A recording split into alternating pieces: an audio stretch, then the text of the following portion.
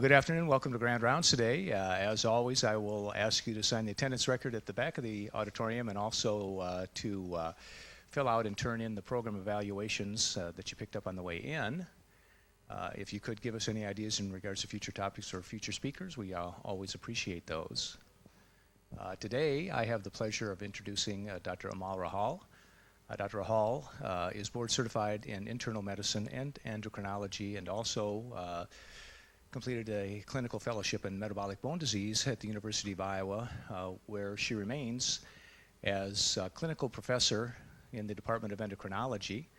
In addition to her clinical duties, she also is Assistant Dean of Student Affairs and Curriculum at the University of Iowa College of Medicine, and we're very, very pleased that she was able to interrupt her busy schedule to come and update us today on osteoporosis and current approaches to therapy. And so please join me in welcoming Dr. Rahhal.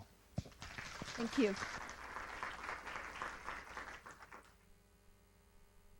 Thank you all. It's my pleasure to talk to you today. The initial request was to talk about osteoporosis and bisphosphonates, and I promise most of my talk will be about osteoporosis and bisphosphonates, but I wanted to try to touch upon the couple of the newer therapies toward the end of the talk. I have no disclosures, and the learning objectives today will be first to start by reviewing some basic concepts related to osteoporosis, such as recalling the risk factors of osteoporosis, the screening guidelines, who to screen, how to screen, discuss what other workup to be done when you're evaluating someone with osteoporosis. And then we will move on to talk about bisphosphonates, and I'm going to focus on how do these drugs work, what is an adequate response to these drugs, when do we consider a patient to have failed treatment with bisphosphonates, what criteria can we go by, and what do we do about that. And then if we have a little bit of time at the end, I was hoping to touch upon Denosumab and kind of highlight some of the similarities and differences between this drug and the bisphosphonates. So it will feel a little bit like I'm jumping, and it's on purpose. So I'll be jumping between different topics, and I picked these topics based on some of the sort of common referrals or common questions that physicians send patients to my clinic with. So we'll start by talking about screening for osteoporosis, and this is a slide that depicts the risk of fractures in women with low bone density as a function of their T-scores and as a function of their age. So on the x-axis here, you have the age. On the y-axis, you have the 5-year risk of a fracture, and then every line refers to a specific T-score in those patients. And on the left-hand side are the vertebral fractures, on the right-hand side are the hip fractures. And basically what this slide aims to illustrate is that until the person is about 65 years of age, no matter what their bone density is, the risk of fracture is very similar to people with normal bone density. So if you look at the lowest graph here, that refers to a patient with a T-score of -1, and say compare it to someone with a T-score of -2.5, which is the cutoff definition for osteoporosis, and track it back down to when that woman was 50 years old or 55 years old, you will see that her risk of fracture, even though her T-score is so much different, the T-score is so much different between these two patients, the risk of fracture is very, very similar. And the graphs really don't start diverging until about the age of 65. Men have similar graphs, and their risks of fracture start diverging at the age of 70. So the take-home point from this slide is that we don't treat T-scores, we treat risk of fractures. So whenever we want to decide whether to treat a patient or not, it's very important to try to estimate what the risk of fracture is, because the ultimate goal is to decrease the chances of breaking. So if a patient, for example, has a T-score of -3 and she's 50 years old and her risk of fracture is very similar to the general population, an argument could be made that it doesn't matter if I put her on a drug at that point, because I'm not going to really be giving her much of a clinical benefit, because she's already at a low risk of fracture, so I'm not preventing anything by treating her. And because of that, it is not recommended to screen healthy postmenopausal women for osteoporosis until the age of 65, because this is the age when treatment starts making a difference. You're actually preventing fractures when you treat in older people. And in men, it's not recommended to screen until the age of 70. Now, obviously, you can screen sooner if the patient has significant risk factors for bone loss or fractures. So in postmenopausal women, you can screen below the age of 65 in the presence of risk factors. And in men above the age of 50, but less than the age of 70, again, you can screen sooner in the presence of risk factors. Adults with a fragility fracture, by definition, have osteoporosis, regardless what their bone density test shows. So you don't do a DEXA scan in people with fragility fracture to make the diagnosis of osteoporosis, because they've already got the diagnosis of clinical osteoporosis. However, it's recommended to do a DEXA scan so you have something to follow those patients with as you start treating them.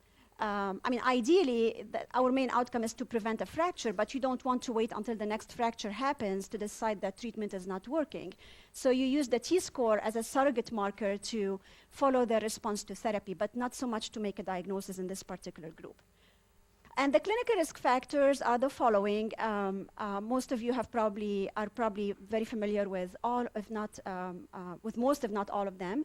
Parental history of a hip fracture. So it's not so much parental history of osteoporosis. If my mom has osteoporosis, that does not necessarily reflect in a higher risk of fracture in me. But if my mom had a low trauma hip fracture, that definitely reflects in a higher risk of fracture in me. So it's parental history, mom or dad with hip fracture. History of glucocorticoid therapy, excessive alcohol intake. In the world of osteoporosis, excessive alcohol intake is 3 units or more per day. Rheumatoid arthritis, regardless of whether the patient is on glucocorticoids. Current cigarette smoking and low body weight. Honestly, I have a problem with the low body weight part, because the epidemiologic studies have set a cutoff of 127 pounds. So those studies suggest that if a person weighs less than 127 pounds, then they're at higher risk of low bone density or fractures. The problem is not all 127 pounds are the same. So you could imagine a man versus a woman, a tall person versus a short person. There are many people who are thin, but they are muscular and healthy. So they might weigh less than 127 pounds, but they're very healthy and do not carry any other risk factors. So I would encourage you for this one, at least that's my personal bias regarding it, is not to take it at face value only, and to think a little bit beyond just the pure weight as to, how's this patient's nutrition, how is their strength, how's their physical activity, what's the risk of falling, etc.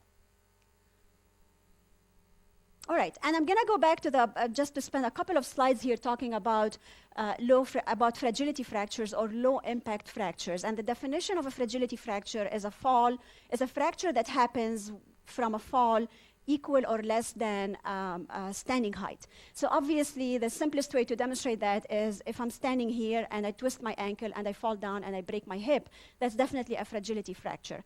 Now, not all fractures happen with that specific mechanism. You've probably heard about the person who coughs and breaks a vertebral fracture. They didn't fall from a standing height, but coughing is, you could reason that coughing, should not cause a fracture. So it's less than the impact, equal or less than the impact that happens from falling from a standing height.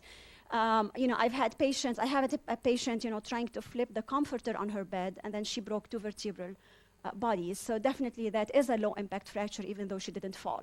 But so you want to compare the mechanism of the fracture to whether that would be equal or more than falling from a standing height to decide if it's a low impact fracture.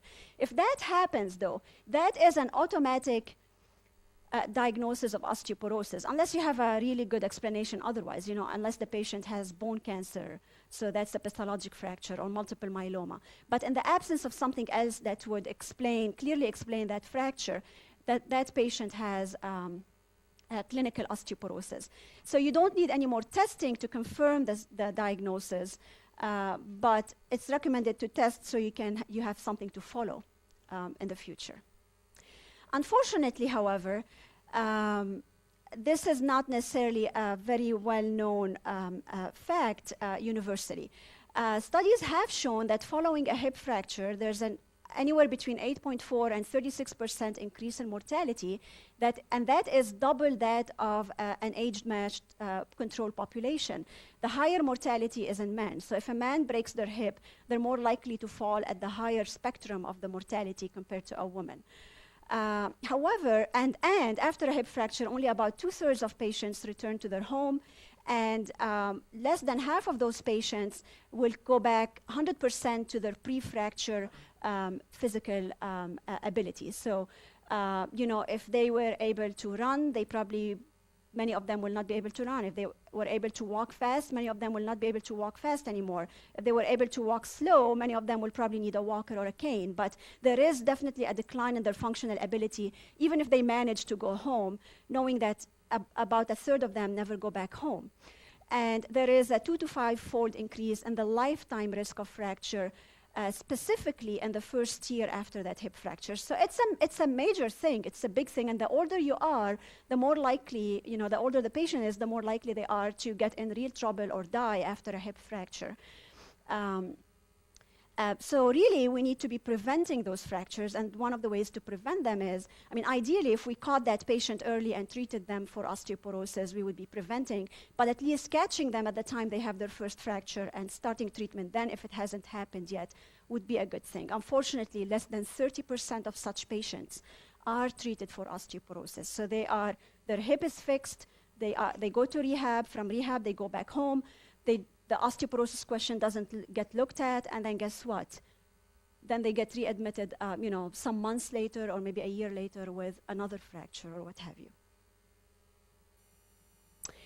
So when you see a patient with a new diagnosis of osteoporosis, obviously it could be primary osteoporosis, which is, the plain old lack of estrogen, menopausal osteoporosis, or in men, it would be the advanced age osteoporosis. But there are a few other things that you want to look at for two reasons. A, look for things that are working against the patient's bone health that you could reverse and slow down the progression of osteoporosis. And two, look for secondary disorders that can cause increased bone resorption and bone loss. And in some cases, correcting that disorder might be the most important thing to stabilizing the bone or even reversing the bone loss. And I've listed here the most common things that you want to think about. So you want to think about, is this patient on excessive glucocorticoids, whether they are on steroids exogenously or whether they have Cushing's disease endogenously? Do they smoke? Do they drink too much? Do they have hyperparathyroidism, either primary or primary meaning secondary to a parathyroid adenoma or hyperplasia? Or is it secondary to poor absorption of calcium, secondary to vitamin D deficiency, secondary to chronic kidney disease? Do they have hypogonadism? If it's a postmenopausal woman, it's a no-brainer. She has hypogonadism. But in the younger population, in men who are between the age of 50 and 70, and premenopausal women, you want to think about premature hypogonadism. Do they have some chronic inflammatory disease, the biggest one being rheumatoid arthritis, but other uncontrolled inflammatory diseases can cause accelerated bone loss. Hyperthyroidism can cause bone loss, malnutrition, multiple myeloma, chronic kidney disease. I hinted already to calcium and vitamin D deficiency, malabsorptive conditions, big one being celiac disease, and renal wasting of calcium. So these are things that you want to think about when you see a person with a new diagnosis of osteoporosis. I'm not advocating that you necessarily spend $1 million checking for every single one, because for many of them, all you need is ask a few good questions and do a good physical exam. And then the workup would be guided by what you find on history and exam. But these are the things that should be on the differential of osteoporosis before we call it simply postmenopausal or old age related. And these are the tests that you might want to consider when evaluating someone for a new diagnosis of osteoporosis. The ones I have highlighted in blue are the ones I suggest every patient gets. So every patient needs a creatinine, a calcium, a vitamin D level, checking their PTH, checking their TSH, and doing a CBC. CBC would rule out any major, like multiple myeloma or any major chronic disease. You would see anemia of chronic disease or something like this. So if the CBC comes back normal, that rules out several things, especially if your level of suspicion for those things is low and you don't think it's worth spending a lot of money on SPEP or rheumatoid factor or what have you. So usually I do the things highlighted in blue in every new patient I see, and then the other things depending on what I get from them based on the history and exam and my level of suspicion. So I don't screen everybody for, say Cushing's disease, but I do a very good exam for Cushing's disease on everybody, and so on and so forth. All right. So now that we've confirmed that the patient has osteoporosis and we've either fixed everything that could be fixed that would lead to excessive bone loss, or we found nothing that could be reversed. So we're stuck with the idea that this patient has a low T-score. What do we do about it now? Obviously, if they have a clear osteoporosis, meaning their T-score is minus 2.5 or lower, it's recommended to go ahead and treat those patients with an osteoporosis medication. As I already said, people with low trauma fractures, and specifically when we talk about low trauma fractures, it's hip and spine and wrist, depending on the mechanism of the fall. But it's not so much a metatarsal fracture or a toe fracture or a rib fracture. These are not osteoporotic fractures and do not correlate with the T-scores and do not really carry much clinical significance as far as osteoporosis is concerned. But hip and spine are the biggest one, and wrist fractures depending on the mechanism. Obviously, if I'm running very fast and I slip on ice and I land, on my wrist, who wouldn't break the wrist in that situation? But if I'm sitting on the floor and I'm trying to stand up and I put my hand down to just push myself up, I should not break my wrist. So you've got to think about the mechanism that led to that fracture. Now, the harder, group of patients are those who don't officially have osteoporosis. So they have low bone density for their age, but they haven't crossed that magic threshold of minus 2.5 for their T-score. So what do you do with those? As I already said in my my second slide, I believe, we really don't treat numbers. We don't want to treat numbers. We don't treat T-scores per se. We treat the risk of fracture that is associated with that T-score.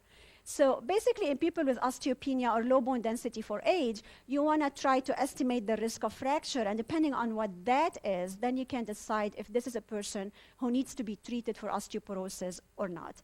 And FRAX is everybody's friend, hopefully, at this point. It's been out now for 7-8 years or so.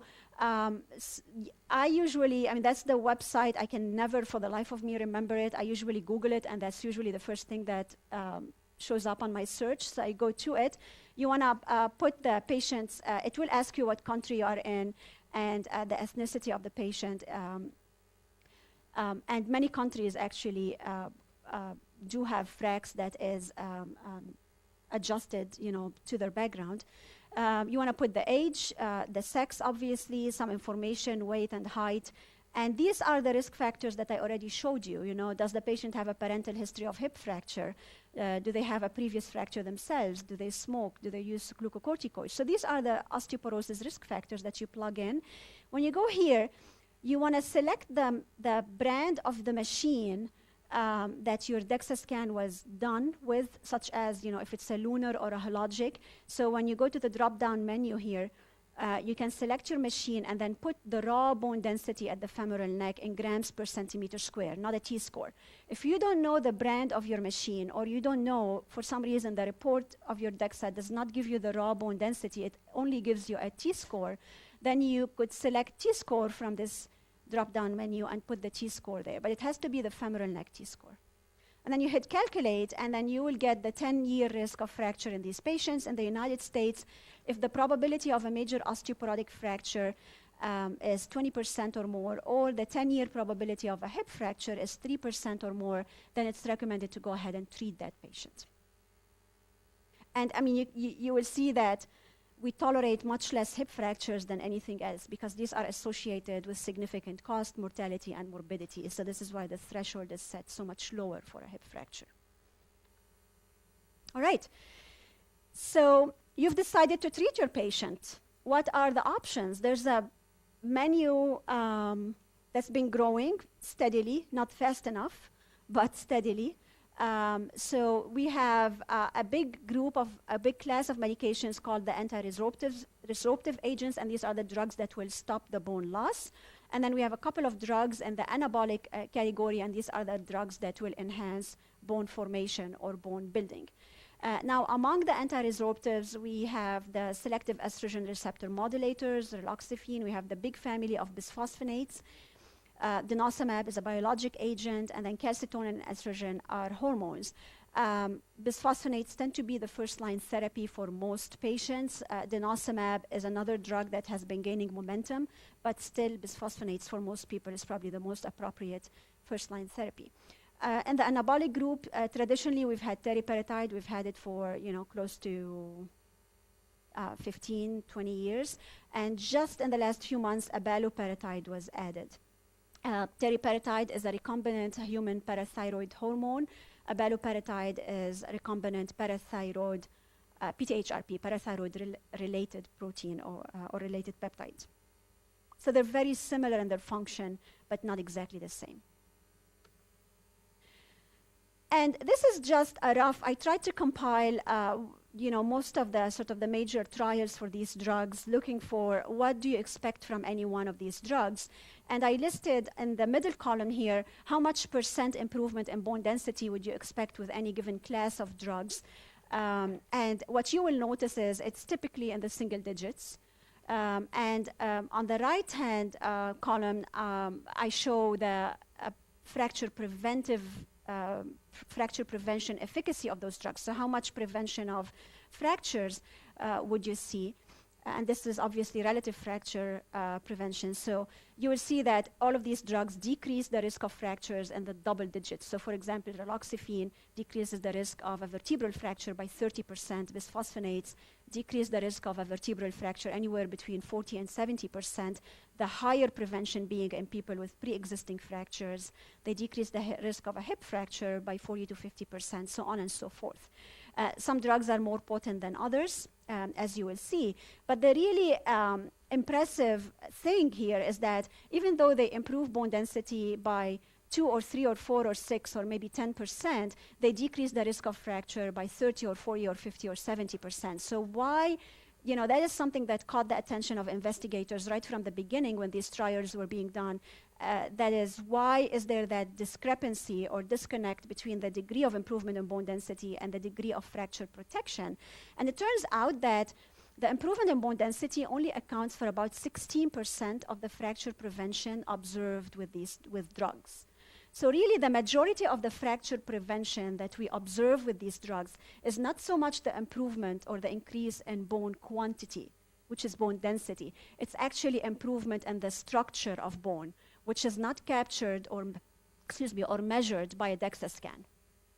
So when we prescribe these drugs to patients, it would be great if we see that improvement in their bone density, and it would indirectly tell us that the patient is benefiting from the drug, but there's much more to them that we cannot measure, okay? But that contributes the bulk of the fracture prevention that we see, above and beyond the change in bone density. And this just to kind of expand a little bit more on that idea, this data comes from the FIT trial, which is the very first trial, big trial that got alendronate to be FDA approved. And this is a post hoc analysis where the investigators went back to the FIT trial data and said, well, wait a minute, on average, we've seen a 6% improvement in bone density in, the whole group of patients. But actually, when we start looking at it a little bit more granularly, we notice that some patients lost bone density, some patients maintained stable bone density, some patients improved just a little bit, and some patients improved significantly in terms of bone density. So let's divide them into those groups and see what kind of fracture protection every group of those patients got. And this is basically what you're seeing on this graph. So graph D here, I'm going to start on the right-hand side. Graph D shows people who gained more than 4% per year in BMD and bone density on alendronate. Graph C shows people who gained 1 to 4% improvement in bone density.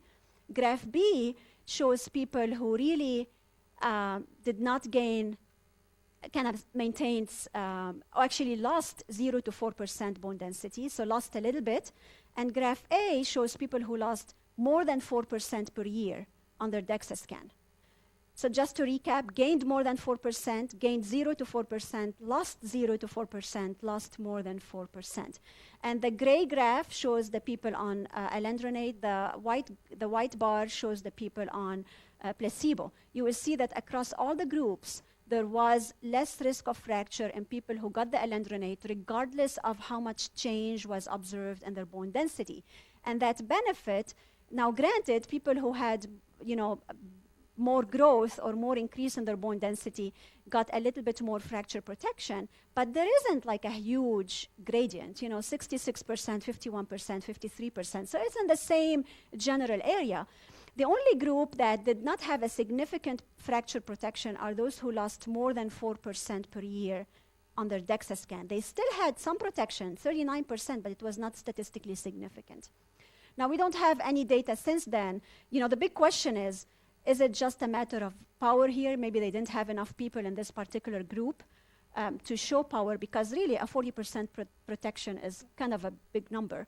But anyway, so if you're going to worry about any group, really, it would be those who lose more than 4%, I would say. So really, this graph, I like to show it, and I like to show it a lot to patients in my clinic, because I do get a fair number of referrals because the bisphosphonate is not working, because the bone density did not get better, or maybe they lost 1% bone density in the last 2 years, or something of that sort. So I usually pull up this graph to show them that really, I don't think so. I can't say that you failed the drug, because there's a spectrum of response. And the more important thing is that everybody is getting fracture protection. So the only group I would worry a little bit about are those who lose more than 4% a year, because this study could not show a statistical benefit in them, although there was some benefit shown, a trend toward benefit at least. But what if I do truly have a patient where I think treatment with bisphosphonates failed? So what do I do with those? The first question to answer, well, what is treatment failure? I just told you that the change we see on DEXA for the most part does not matter that much. So what is treatment failure? Generally, the most important sign of treatment failure is if they have a fracture on treatment. Now, even that is not 100% accurate, because no drug is going to prevent fractures altogether. There's no drug that's going to give you 100% fracture protection. They all cut it in half or in 2/3. So some patients are still going to have fractures, but maybe instead of 2, they would have 1, or instead of 3, they would have 1.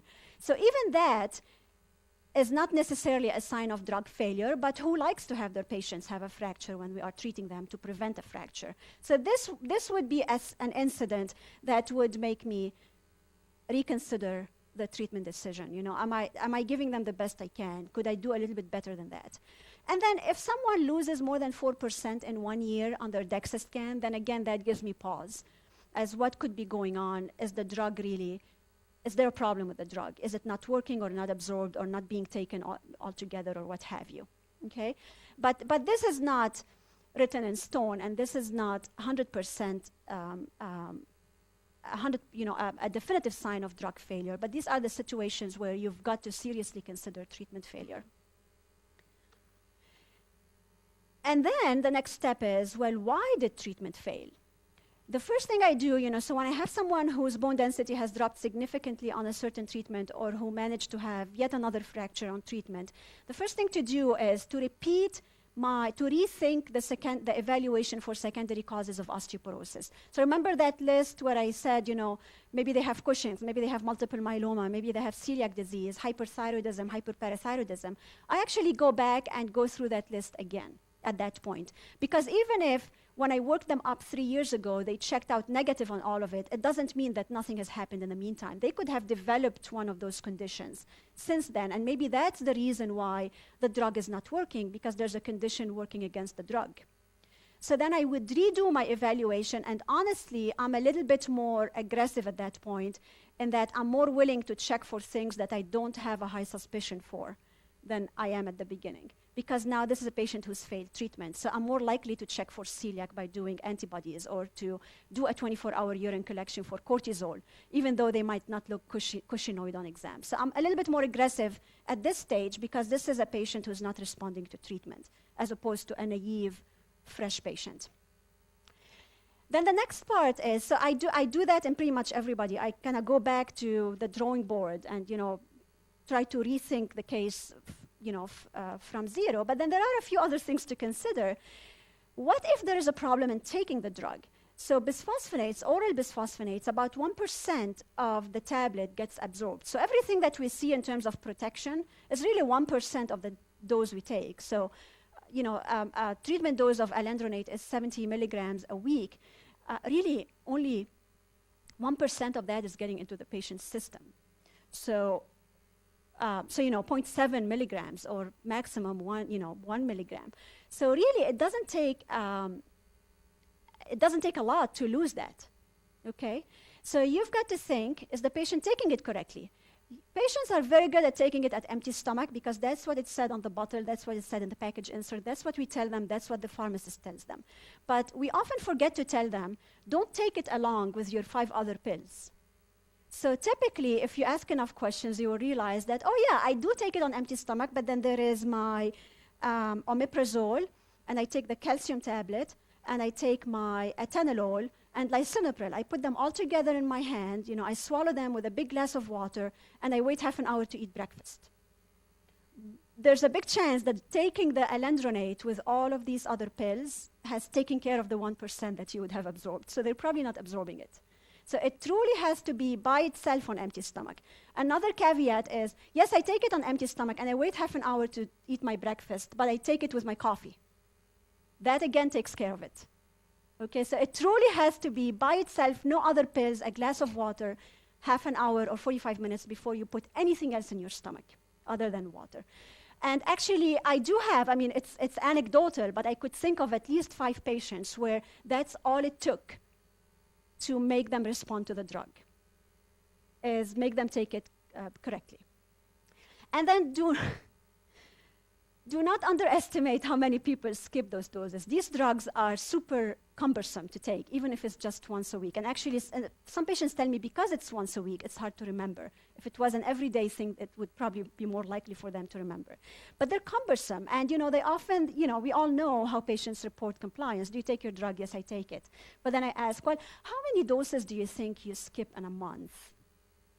Or forget in a month, and then the reality starts surfacing, right? So just keep in mind, they're unpleasant to take. I wouldn't want to take an oral bisphosphonate, honestly. I'm a horrible pill taker. I think if I had to take a drug like this, I would mess it up altogether. So I'm not surprised when patients, skip doses or a little bit more liberal than what we tell them. So, but the point is, if you find any of these, you could either rectify it and make the patient take it correctly if you can, or then consider switching to something parenteral and make it easier for them.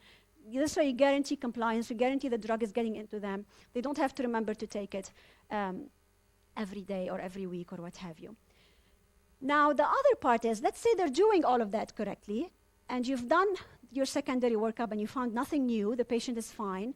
Then the next part is, well, how about if they're not absorbing the drug? They're doing everything they're supposed to do correctly. There's nothing else going on that's working against the drug. They don't have multiple myeloma or hyperparathyroidism or what have you. Then you've got to think about, well, what if they're just not absorbing it? And sometimes you can find a nice reason for it, like you could diagnose celiac disease and put them on a gluten-free diet and life is good again. But sometimes it's not that rewarding, and you can't figure out why they're not absorbing it. You could verify that suspicion, but honestly, I don't always do it myself by checking bone turnover markers, and they would be elevated, telling you that either the drug is not being absorbed or it's being absorbed but not working for some reason. Those are cumbersome to take, so honestly, most of the times I just take the easy route and I switch them to something parenteral. And I totally bypass that question of absorption. And now the third possibility is, no, they are absorbing it, they are taking it, everything, and the first 3 points, nothing is wrong with the first 3 points. Then the question is, well, maybe they're just non-responders. Some people do not respond to all the drugs or to the drugs the way the studies say. And in which case, you want to change class But you want to think about moving up in potency, not down in potency. And there aren't any, sort of any good head-to-head comparisons. There are some, but in general, from whatever is out there in the literature, in general, calcitonin is less potent than raloxifene. Raloxifene is less potent than bisphosphonates, which is equal or slightly less potent than denosumab. Denosumab causes more improvement in bone density than alendronate, but we don't have any fracture data on that, so we don't know if that translates into better fracture protection. Teriparatide is the most potent. It causes the biggest increase and the biggest protection from fracture. And abaloparatide, which was just recently released, might be, it's a little bit too soon to say that, it's comparable to teriparatide, I would say. Some data suggests there might be a slight advantage, but I'm not very convinced that it's a superior drug at this point. I think it works equally well to teriparatide, pending more data.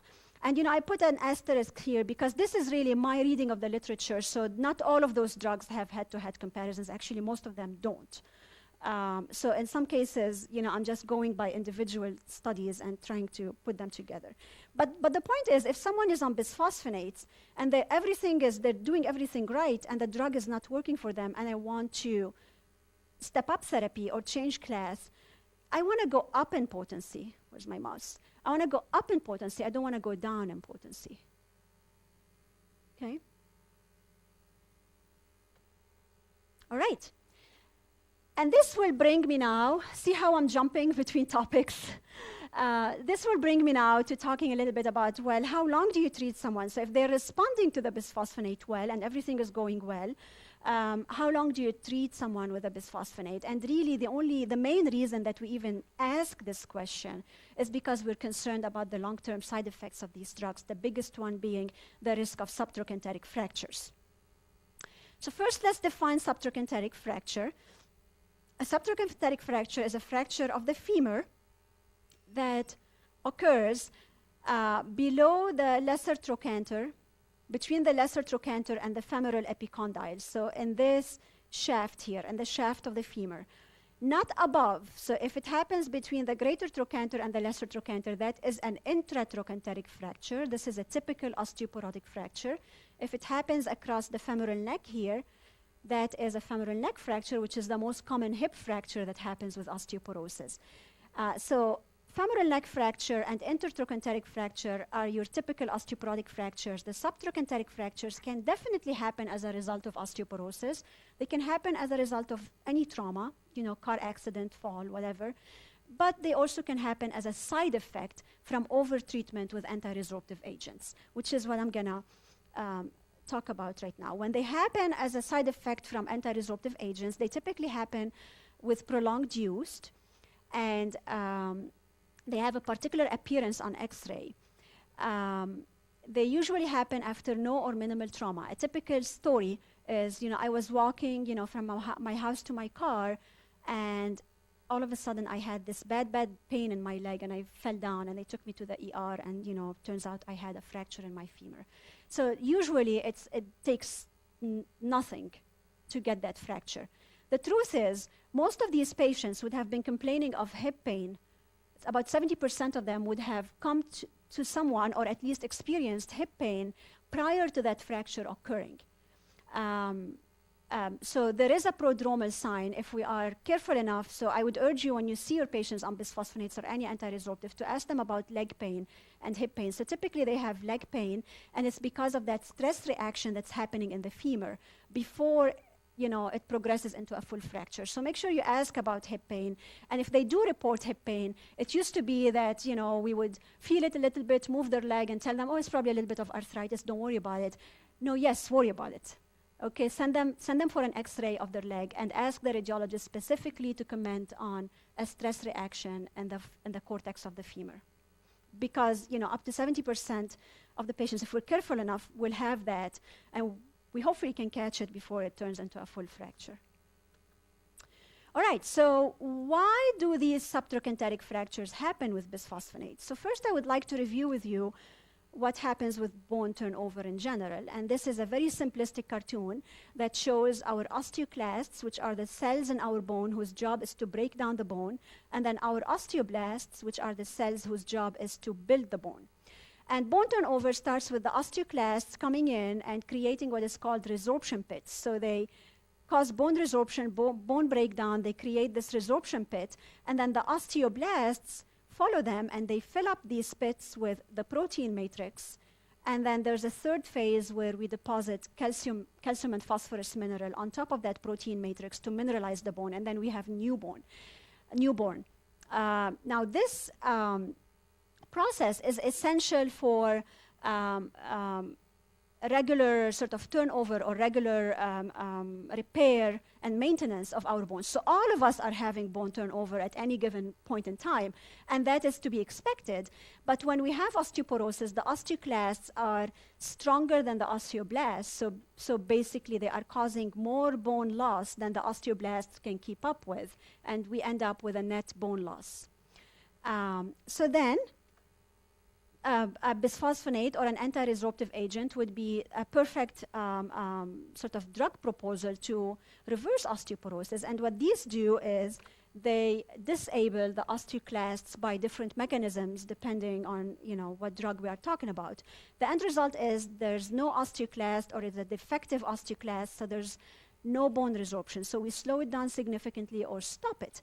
The thing is, the osteoclasts and the osteoblasts constantly talk to each other via molecular mechanisms. So we cannot, up to this point, we don't have a drug that would do something on one side that would not translate to the other side eventually, because they are coupled. They talk to each other all the time.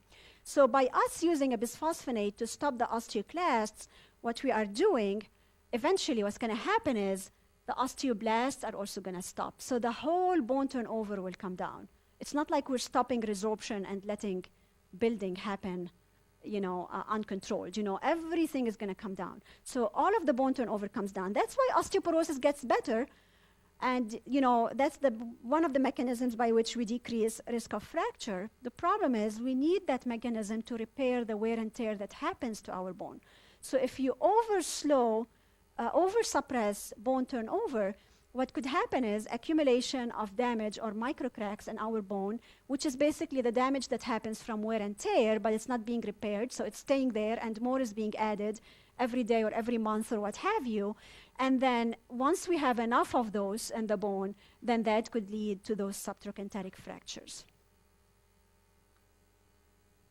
The good news is, if you stop bisphosphonates, the risk of subtrochanteric fractures does come down significantly. Now, there isn't a whole ton of data on that, but there is some, and this particular researcher has really worked really hard in the last few years to try to answer that question and kind of elucidate what happens to bone turnover after we stop the bisphosphonates. So let me walk you through this graph a little bit. Some of it is based on real data, and the latter part of it is based on some mathematical speculations from that data. So it's not all real patients. Some of it is extrapolation. But the idea is, if someone has osteoporosis and they are not on a bisphosphonate, they are at high risk of fracture. And let's say this is the risk of fracture. If you put that patient on a bisphosphonate, initially in the first few years, the risk of all fractures is going to come down, because most of these fractures here are osteoporotic fractures. And when you use the bisphosphonates, you're preventing osteoporotic fracture, so the overall risk of fracture in those patients is going to come down until you hit a point where the patient has been on the bisphosphonate for so long, they've accumulated so much wear and tear to their bone, then the risk of subtrochanteric fractures is going to start going up. Okay? The risk of of osteoporotic fractures will continue to be down, but then the subtrochanteric fracture risk will go up. And then if you stop the bisphosphonates, the risk of osteoporotic fractures will slowly start drifting up over time, because now they are not on the drug anymore, so they're at higher risk of having an intertrochanteric fracture or a femoral neck fracture or a vertebral fracture because they have osteoporosis. They're not on the treatment anymore, but then the risk of a subtrochanteric fracture will substantially come down. So really it's, and on the left-hand side of the graph, we're getting the benefit of the bisphosphonate, but as time passes, we start paying a price for it, which is the subtrochanteric fractures. Once we stop treatment, we're getting the benefit is that the risk of subtrochanteric fractures can come down significantly, but over time, the risk of osteoporotic fractures is going to pick up again. So it's always a balance between what we gain and what we lose, whatever we end up doing in terms of treatment. So then the question is, well, can we stop bisphosphonates? What I just showed you is, the benefit you would get from stopping them in terms of decreasing the risk of subtrochanteric fractures, but is it safe to stop them from an osteoporosis point of view? And that will take me to the FLEX trial, which was the extension of the original alendronate studies. So the original FIT trial was a 5-year trial where postmenopausal women were randomized to either placebo or alendronate.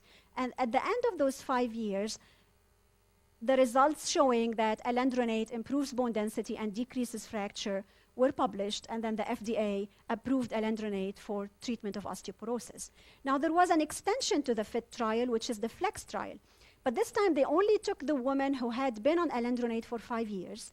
They excluded those with severe osteoporosis, and they defined that as a hip T-score of less than minus 3.5 or a decline in the bone density while on alendronate. So they excluded those, and everybody else got re-randomized to either take another 5 years of alendronate or to go on placebo for 5 years. So now you have 2 groups of patients. One group took 5 years of alendronate and then nothing for 5 years, and another group took 10 years of alendronate. And then they followed them and to see what happens. And basically, this is when everybody was on alendronate. Their bone density improves, both at the femoral neck and at the spine. And this is when we re-randomized them for the FLEX trial. Those who continued alendronate, their bone density continued to improve slowly. Those who stopped alendronate and went on placebo, they started losing bone density, or they were at a slight disadvantage in terms of bone density compared to those who continued alendronate. The good thing, though, is that even after 5 years of not taking alendronate, their bone density never went below what they started with at the very beginning. So there was a gain, then there was a loss, but the loss was less than the gain. Okay, so the net effect was still a gain. More importantly, what happened to their fracture risk? If you look at morphometric fractures, meaning when you bring those patients and do x-rays on their back to see if they had any new vertebral fractures, there was no increase in the fractures. There was an increase in clinical fractures, meaning the painful fractures and those who stopped alendronate, but overall there was no increase in the fractures.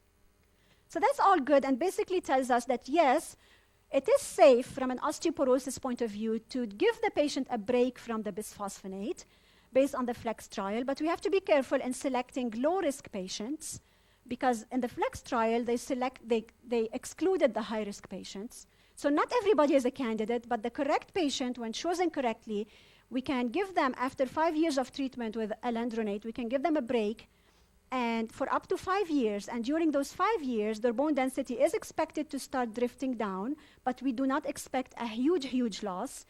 More importantly, the risk of fracture doesn't go up. Now, we don't know what's going to happen beyond 5 years, so it's not recommended, in general, it's not recommended to extend the drug holidays more than 5 years, because there's an unknown there. So usually we stop for 5 years and then we go back on treatment. Okay? And always to remember that it's really, at the end of the day, that nothing comes for free. And when we use a bisphosphonate, the fracture protection we get from them is 40 to 50%. The risk of a subtrochanteric fracture is 1 in 1,000 per year. So what basically that means is you multiply 1 in 1,000 by the number of years your patient has been on the drug. So if my patient has been on the drug for 5 years, her or his risk of a subtrochanteric fracture is 5 per 1,000. Depending on what the real risk of osteoporotic fracture is, I've got to decide for myself, is it worth continuing treatment, or is it time to stop the bisphosphonate? So it always goes back to the risk and benefit. Should I take 2 more minutes for Denosumab, or would you like me to stop and, okay. This was a tentative addition to the slides. So Denosumab is not a very new drug, but kind of a newer drug still. And I just want to quickly review with you how it works. So remember how I told you the osteoblasts and osteoclasts talk to each other all the time?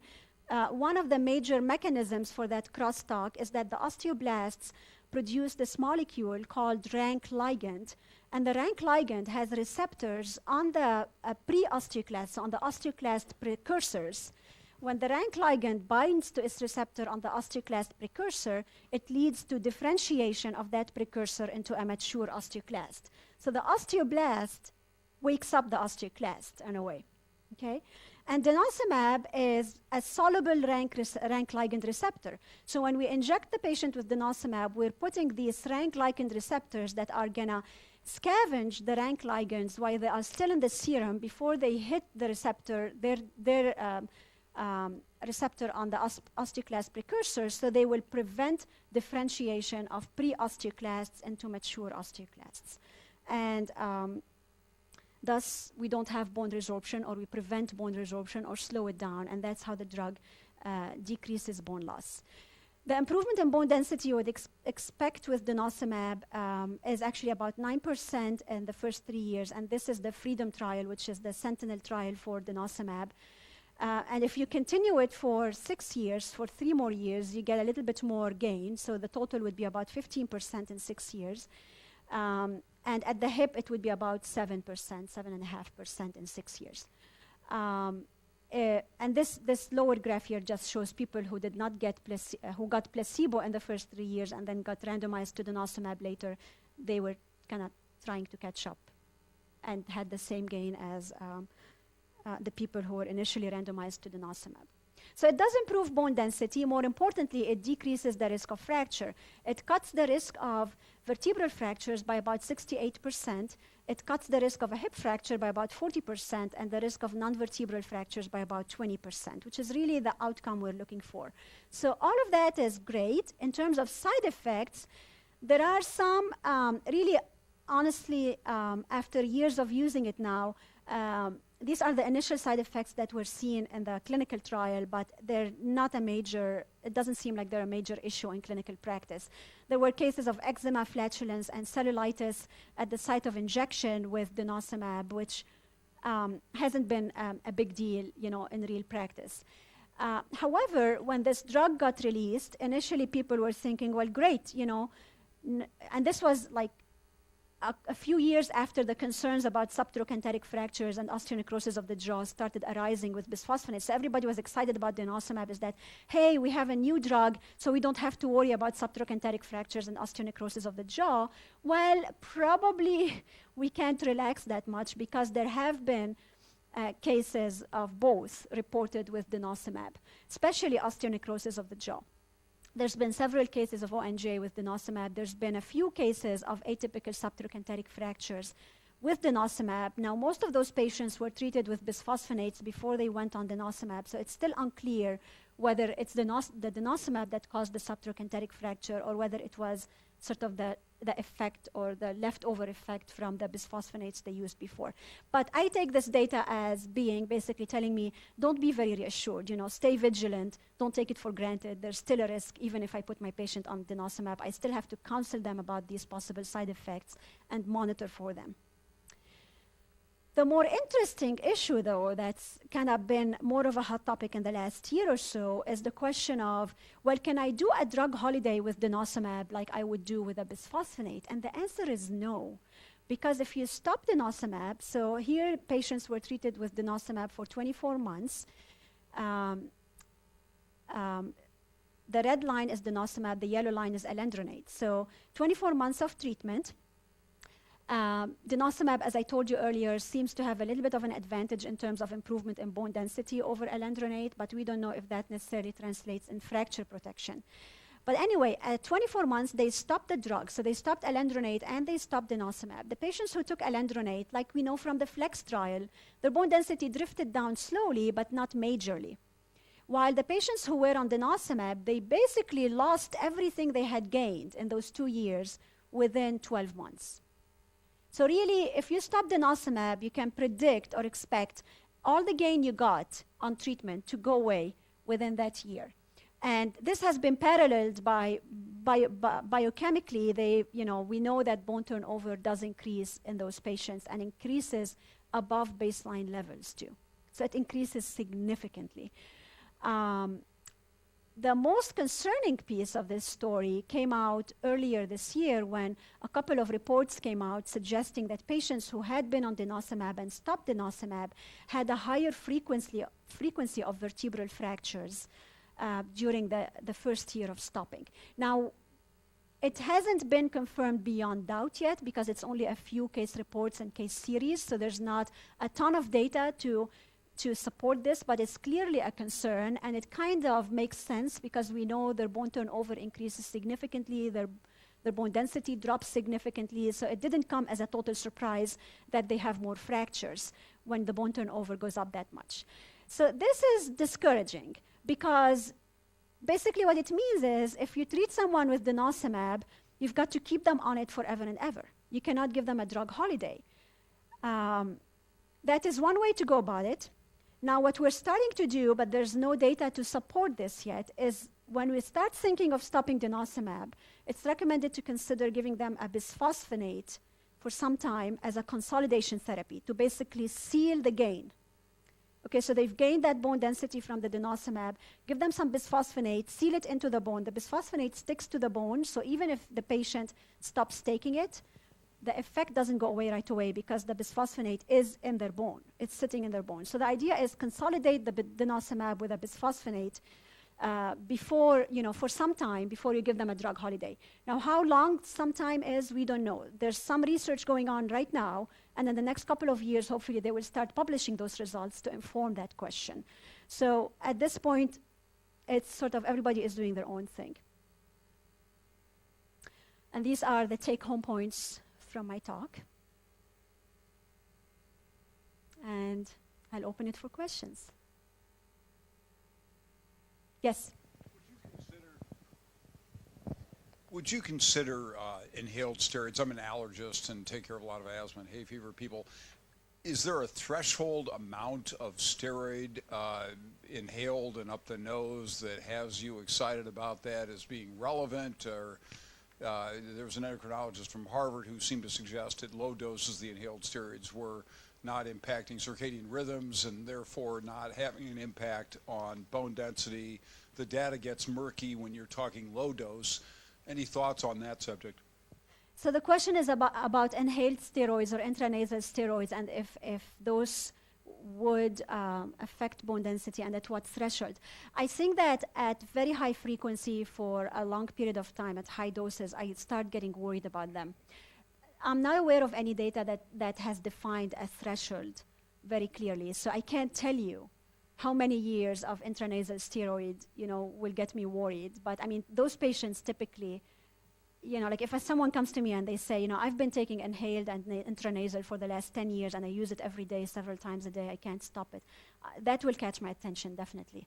Because we know that some patients, we definitely see, as endocrinologists, we see patients who come in with adrenal insufficiency from overuse of either topical steroids or inhaled steroids. So we do know some of that gets systemically absorbed. Now, we don't know what the threshold is, and I don't know if the endocrinologists in the audience have any insight into that.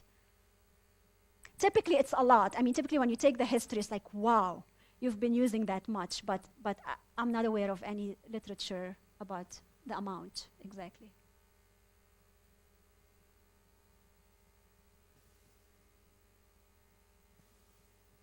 Yes?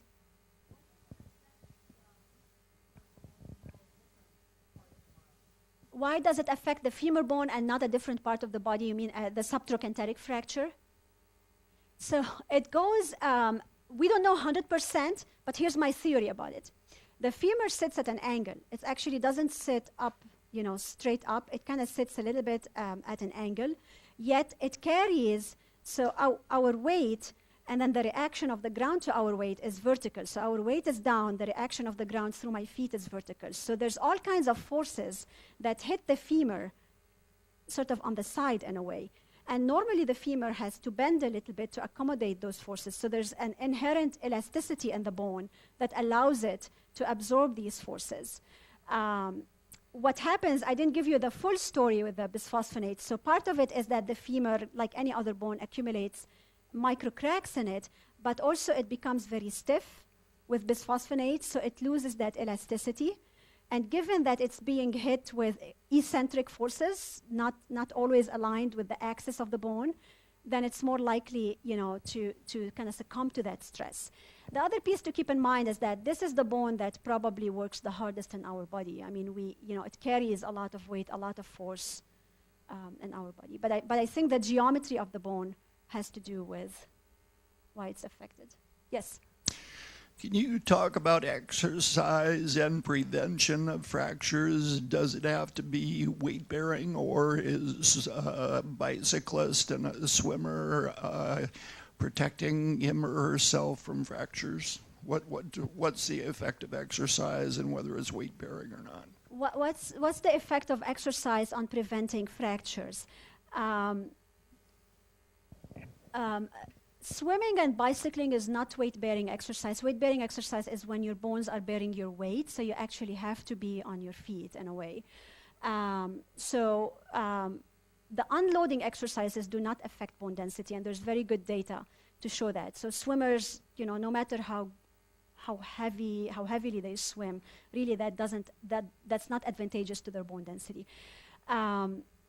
Weight-bearing exercise, since you brought it up, is not weight exercise. So, patients tell me, and I do weights.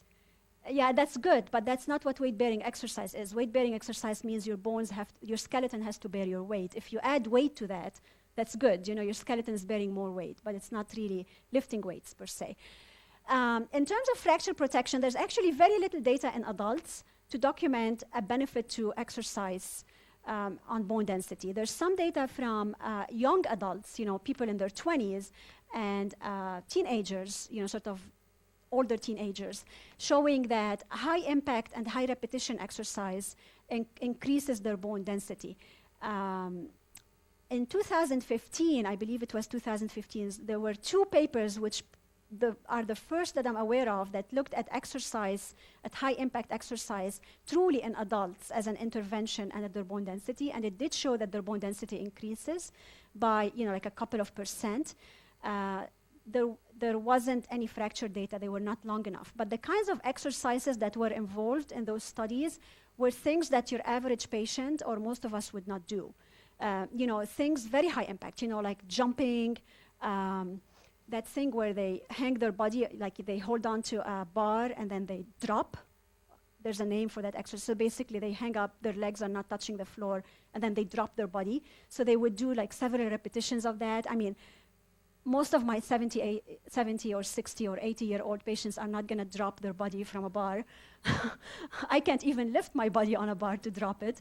So some of what they did in those studies, they showed benefit, a small benefit in bone density, but really when you read through them, they're not really realistic for the average person to do. Usually, I do have a section of my patients who are, you're super ambitious, typically women actually, typically in their 50s or early 60s who, go to exercise classes and body pump classes, and they're very, very active. So I do make them do, squats and lunges and these heavy duty kinds of things because these are the things that they did in those studies. I'm not really sure that I can build them up to do as much. They were doing things like 2 hours a day or of that stuff. So potentially beneficial, but it's not really, does not replace pharmacotherapy when you're really concerned about a patient. Yes? Yeah, can you just say a word about how you use vitamin D levels in your approach to replacement of vitamin D? So the question is about vitamin D levels and approach to replacement. Back in, I believe it was 2009 or so, the Institute of Medicine released a statement saying that a vitamin D level of 20 is sufficient in 95% of the population because they could not find any data showing that higher levels have any beneficial, any good data showing that higher levels have beneficial effects. And I do agree with this, except in the population of patients with osteoporosis and fractures, because we do have some data on that group of patients that suggests lower risk of falls and lower risk of fracture and slightly higher bone density. All of those are very, very small benefits, but nonetheless, they are there when your 25-hydroxyvitamin D level is above 30. It's not a huge benefit, but in those patients, you're trying to maximize everything you can do to help them. So you might as well push their vitamin D above 30. So I target a D of 30 in that particular group And usually, depending on how low their bone density, their vitamin D level is at the beginning, I'm not a big person on the loading 50,000 units a week of ergocalciferol because it doesn't have a long enough half-life and it fluctuates a lot. I used to do that a lot, when I was out of fellowship. Now I tend to do vitamin D3, cholecalciferol, and I could give them something like 5,000 units a day or 10,000 units a day, depending on how low they start, for some time, and then put them on a lower maintenance once they hit their goal. But my goal would be about 30.